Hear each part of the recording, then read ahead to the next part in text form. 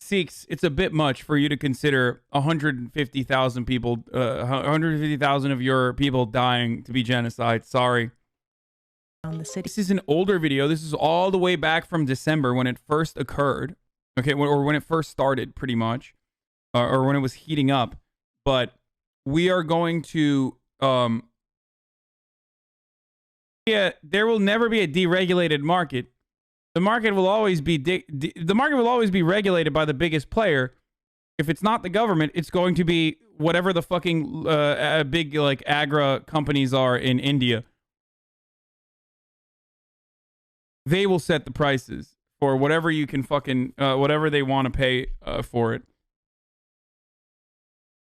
Sounds like they're creating a vacuum for industrial farmers that are, I assume, pushing for this kind of deregulation in India. Because this video did not talk about it too much. Lifelike scenes in the heart of also, so this is early stuff. This is just like a refresher. So it just background, Reliance, Adani, etc. No, not BJP and Modi. BJP and Modi doesn't deregulate the agricultural industry this way purely for fucking anger or spite. It's oftentimes done for a specific purpose, for larger players to move in and take over the market and start setting prices. So who is the person behind Modi or pushing Modi to take this sort of action? That's the real question. There's this Indian market near me taking donations and rational protests is pretty crazy. Have you talked about what is happening in Merrick Garland's confirmation? Ambani, owner of Reliance.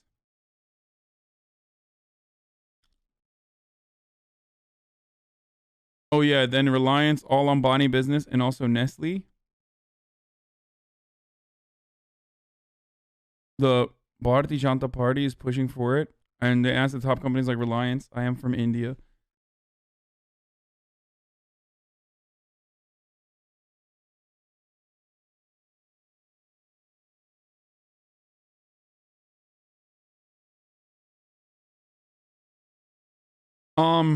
Hold on.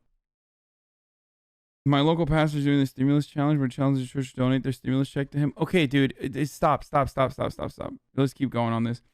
So since then, protests heated up. I think, what was it? How many people have died so far? I believe like online districts or online access was suspended at least 14 of the 22 districts in the Haryana state near New Delhi until 5 p.m. This was back. This was I can't even fucking talk. Holy shit.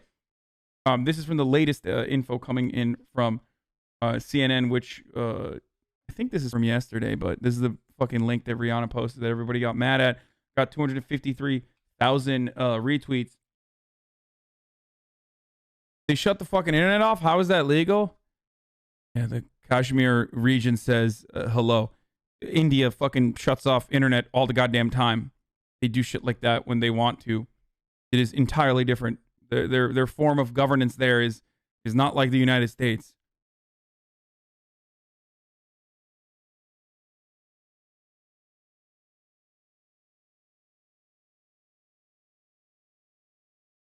Anyway, internet access remained blocked on Monday. You need to look at why they're saying it's good from their perspective and debunk that, please. Look both sides. I mean, I can give you the both sides argument. The other side's argument is that this will be better for, this is fair pricing, that government intervention doesn't work, that this is too expensive of an endeavor, there's too much waste, and that, you know, whoever the fucking big player is going to do a much better job. Look at how efficient it's going to be.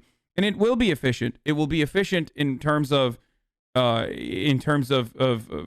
rice or agricultural production. It'll be efficient in terms of distribution, but unfortunately efficiency under capitalism does not mean what is the best for the people itself. So many farmers will be priced out. So many farmers will no longer be able to make money as a consequence of this. And we're talking, because it's fucking India, we're not talking like 50,000 people. We're talking 1 million people. We're talking 250,000 people. Do you understand? And then on top of that, the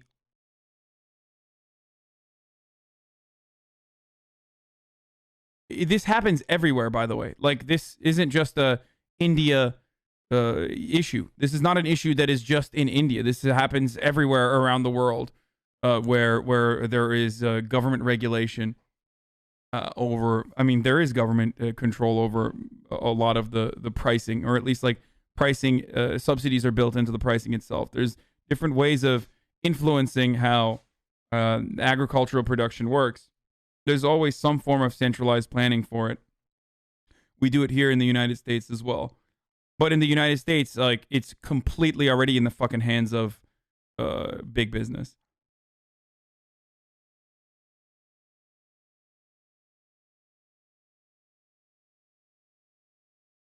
Not 250,000, 250 million. Sorry, I don't know why I said 1,000. In India, you got to fucking 100x everything. Or 1,000x everything.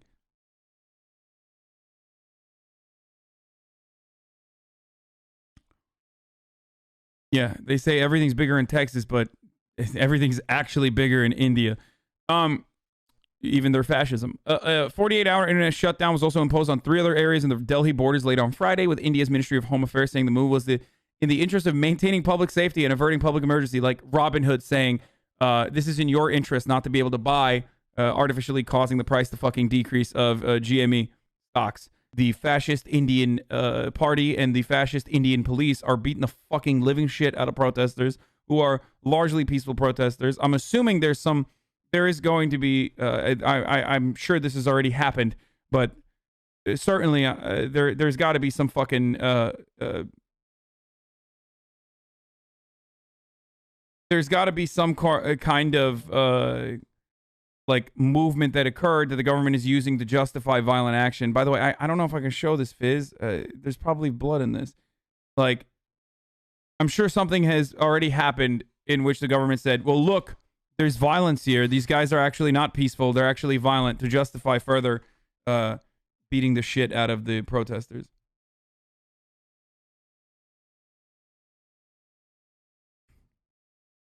That the police did nothing to stop them. हम यहाँ चुपचाप लंगर के सेवा कर रहे थे, लंगर पका रहे थे, सब्जी पका रहे थे। हमें नहीं पता उनकी भीड़, क्योंकि हम तो अपना काम कर रहे थे। जब हमने देखा भी पुलिस के साथ रलकर उन्होंने हमें 5 मिनट में ही ना उन्होंने यहाँ आ गए सीधा हमारे लंगर के सामने और पथराव शुरू कर दिया। हमारे लंगर के कोई 8-10 सेवादारों के सिर पर चोटें लगी हैं, किसी के पैर पे, किसी पे हाथ पे। हम तो शांतमय थे ना, हमें तो कोई हल्ला गुल्ला नहीं किया, लेकिन वो पुलिस के साथ रलकर उन्होंने पुलिस भी लागे उसके खड़के खुश हो रही थी और हमें पत्थर वो मार रहे थे, लेकिन हम शांतमय यहाँ अपना काम कर रहे थे। पुलिस ने अथरू गैस के गोले भी हमारे ऊपर दागे। शुरू भी उन्होंने किया और उनको कुछ नहीं किया और हमारे लोगों पर अथरू गैस के गोले छोड़े गए। और हम तुम देख सकते हो यहाँ पत्थर अभी भी पड़े हैं। ये पत्थर देखो वो गमला भी उन्होंने फूट का उधर से मारा जोर से, और छत के भी देखो कितने पत्थर पड़े हैं छत के ऊपर, वो देखो नीचे को पड़े, और उधर भी फटा पड़ा है, बहुत पत्थर है, ये भी बहुत जख्मी हुए पड़े। और उधर हमारी रोटी पकाने वाली जो मशीन है उसको भी तोड़ फोड़ की है उन्होंने। आप बताओ हम क्या करें, हम शांत में धरना भी नहीं दे सकते।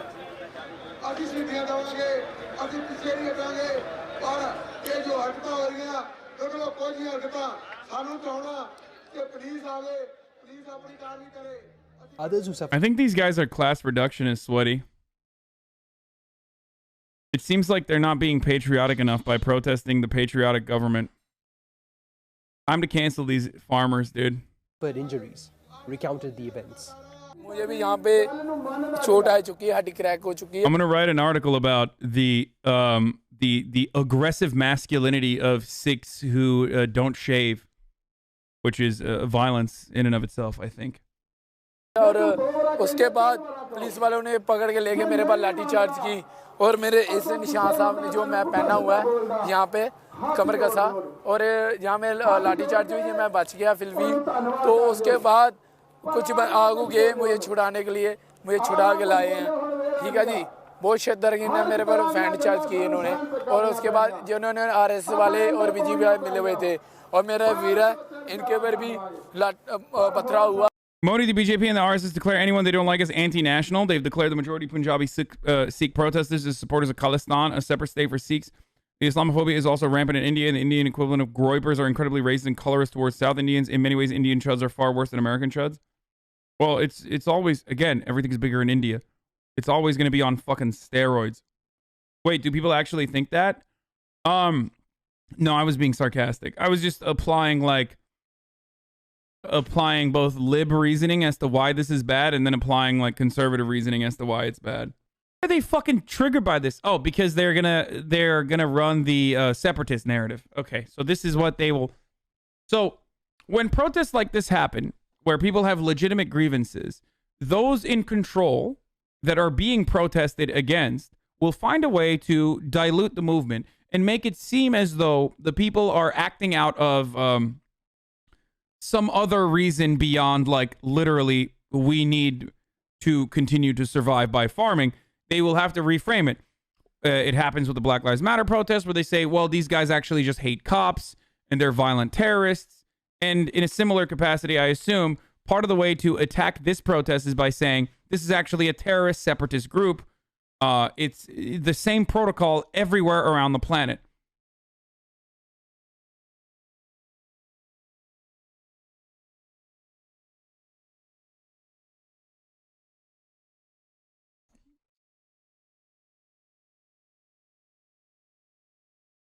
The Indian media is the worst. Arnab Goswami, the Tucker Carlson of India, had his WhatsApp messages exposed, which proved he was framing his coverage purely based on directions from the Indian government. Nobody in the media talked about it. Yeah, the media is, again, both in America and also in every other fucking country of the planet, under a capitalist organization of the economy. The media absolutely works as the pillar that holds and normalizes government actions. They will justify it. They will. Everyone says their media is the worst. I mean, yeah, it's because media is relatively reactionary, depending on where you are, no matter what. Because their job isn't to be honest brokers of the truth. Their job is to uphold whatever the fucking truth that the current powerful people want you to believe is the truth.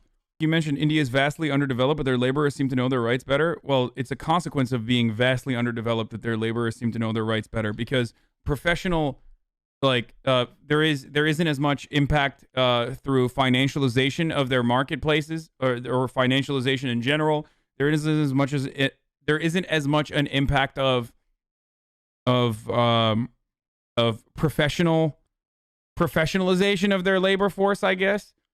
Like, our labor force is completely fucking segregated. It's totally separate from one another. People live in islands. They don't recognize their fellow workers. They don't recognize that we all have the same fucking interests, and that we could unite along those lines. Whereas if you are literally a fucking farmer, and no matter what, even if you're competing with another farmer, you understand that, like, this is what you do, and it's going to be significantly worse if a corporation takes over the purchasing process. That's part of it.